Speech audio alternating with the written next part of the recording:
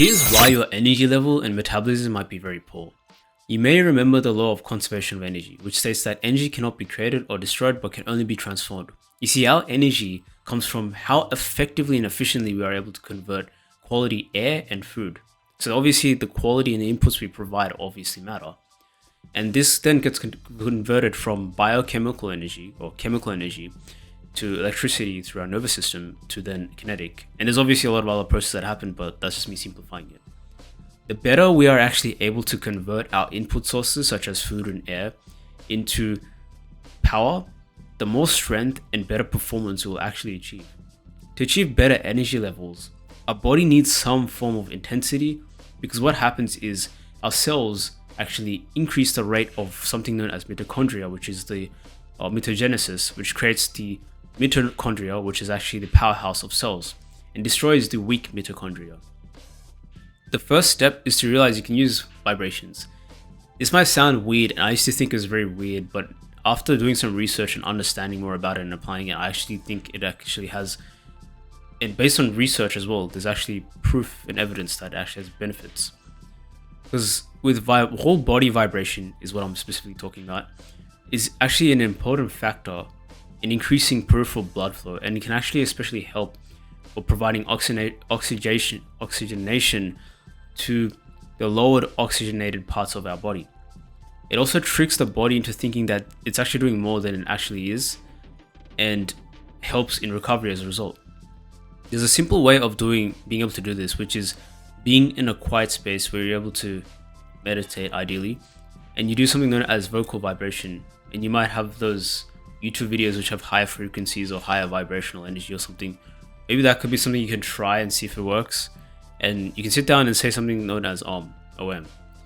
So the vibration actually makes your whole body vibrate, and it's been found to have profound effects on the nervous system, because what actually happens is the mechanical energy, which whether it's from the machine or from your voice or something, is then converted and transmitted into your body, which causes your muscles to contract and relax rapidly. So that process of contracting and relaxing the muscles rapidly is what actually helps in faster recovery. That's why massage machines or massage chairs and stuff have vibrations, right?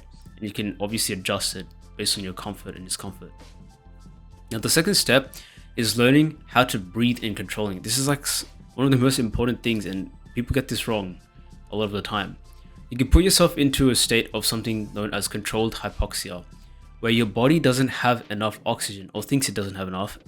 And this is actually something that Wim Hof mastered. And this guy is the Iceman, as we know. At its extreme, however, hypoxia can obviously be fatal. But if it's controlled, it can actually increase the efficiency of your metabolism, and you can simply do this by holding your breath in. I would definitely say to check out Wim Hof's in-depth guides and of how to practice this, and it's safe as long as your physiology does not go unconscious. So I would highly recommend having someone nearby or something nearby for safety reasons. However, as you practice this, it will actually strengthen your mitochondria, which is what we spoke about earlier, the powerhouse of cells, and thus allow for actually improved blood flow through capillary dilation. Now the last step I recommend, and I've tried as well, is cold showers or ice baths.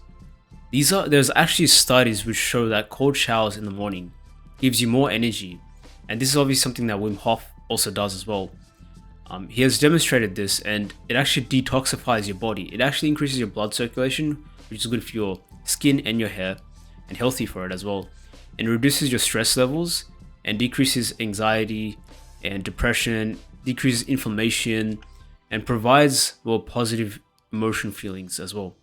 The cold exposure also optimizes functions of the vascular system, and it slows your resting heart rate and moderates the blood pressure as well. And it also gives you more clarity, alertness, concentration as a result. And it's actually been found in studies that cold showers increase the concentration of white blood cells. And these blood cells are actually important because they protect the body from diseases. So it actually boosts immune system as well.